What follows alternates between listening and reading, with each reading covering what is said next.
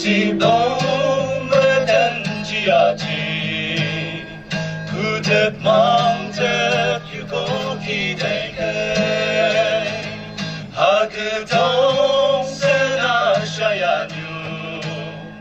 라프 홍브 의령완유게 하원 나타나 futbolo 달라오브 고지 마마옹데 알리고 기게 로시케 다치고 반동제고 로유 자유가 마이 붙이고 옹하다가 반도도 댄션고 하나다 옹유 숨쉬어 마이가 로유다 호돈 살라브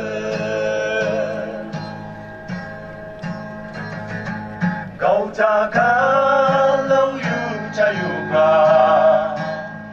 마이 부메고 반도웨이미다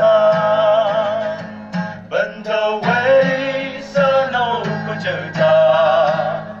오빠 반도웨이는 라웨이다 가이브 마드나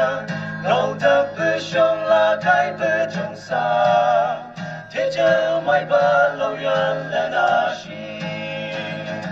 오이힌고 오일레 마이고 감샤야 뉴기 돈칭양 마이 상슈야 올린다 장상 몽둥메디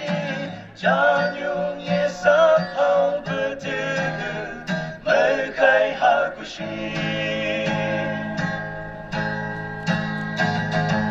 merkai 드 오노부강아 남날 중라 원자 토톤은 연상연 항소유부지 설련디시 merkai 연상타 merkai 산호부 선정 mất 리브 쇼자양쇼 CCSU merkai hakushi Lolabu LMT 항유라 세레 왕보 하이테이고 반도도 방매사나 Lolabu LMT 항유라 세레 왕보 하이테이고 반도도 방매사나.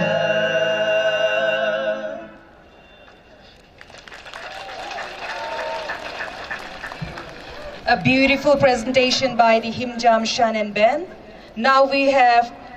speech by the special guests.